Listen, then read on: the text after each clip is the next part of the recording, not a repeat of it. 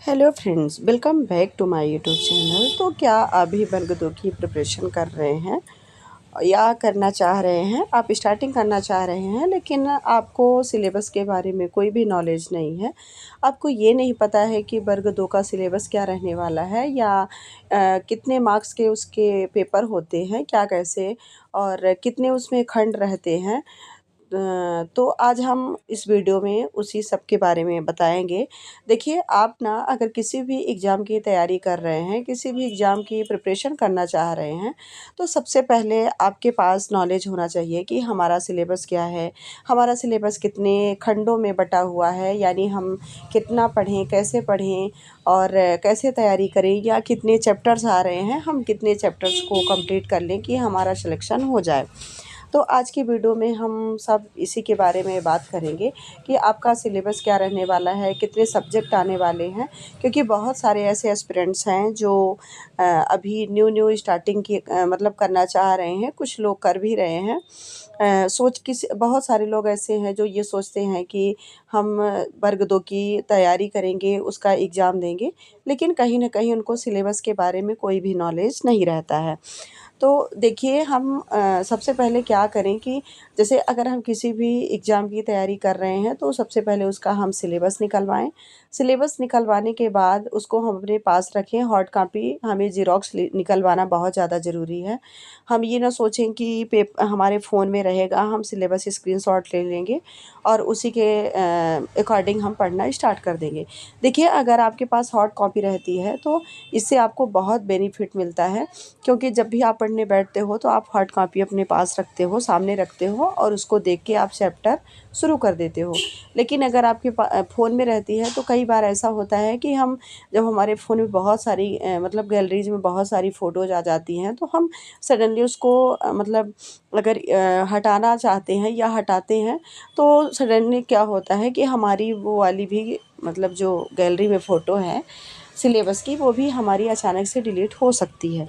तो देखिए, आपको ऐसा नहीं करना है। आप ना एक बढ़िया ज़ेरॉक्स निकलवाइए, हार्ड कॉपी निकलवाइए और उसको अपने पास रखिए।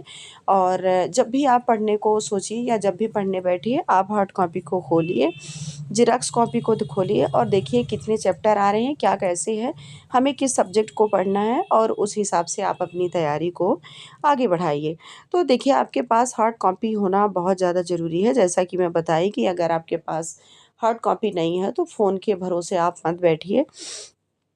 तो देखिए, सबसे पहले हमें क्या करना है कि अपना सिलेबस निकलवाना है, सिलेबस को कंप्लीट करना है, मतलब टाइम रहते हुए हमें कंप्लीट करना है। उसके बाद हमें प्रैक्टिस रिवीजन और बार-बार उसी का रिवीजन करना है। मतलब ये सारी चीज़ें हमें करना है, क्योंकि हमें जितना भी हमारे पास टाइम है तो टाइम रहते हमें अपना पूरा सिलेबस भी कंप्लीट करना है, कोर्स भी कंप्लीट करना है और साथ ही साथ रिवीजन करने हैं, प्रैक्टिस करने हैं और अपनी जो मतलब तैयारी है उसको एक प्रकार से पूरा शानदार बनाना है। तो अब हम इसमें बात करते हैं कि क्या कैसे हमारा सिलेबस होने वाला है या हमारा एग्ज़ाम जो है वो कितने मार्क्स का होता है।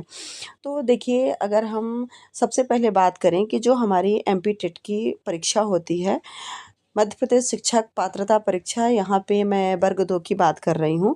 तो जो एमपी टेट वर्ग 2 की जो परीक्षा होती है वो 150 अंकों की होती है।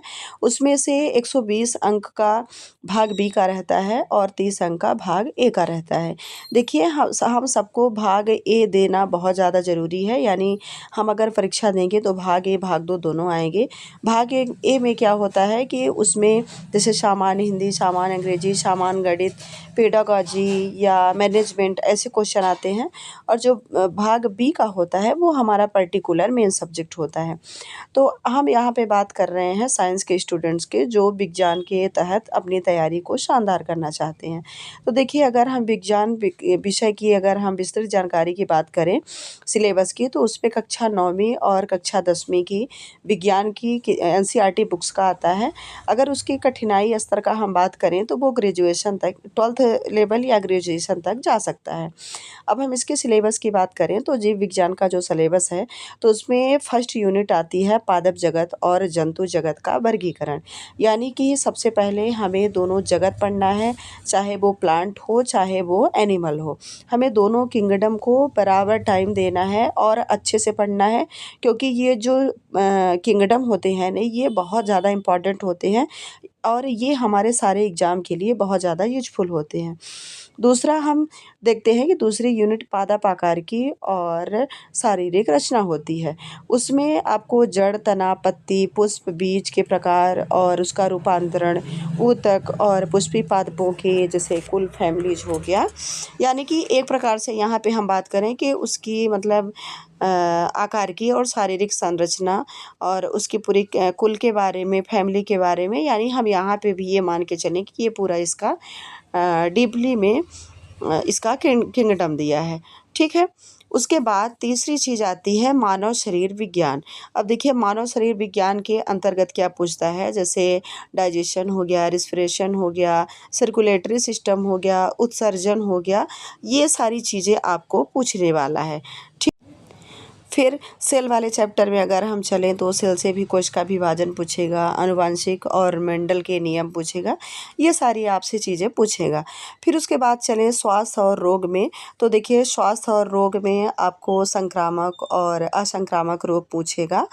और उसके बाद अगर हम फिजिक्स वाले ऑप्शन में आए, फिजिक्स वाले पार्ट में, तो उसमें सबसे पहले आपका जो चैप्टर है तो वो है यांत्रिकी और उसमें बल, गति और न्यूटन का नियम है।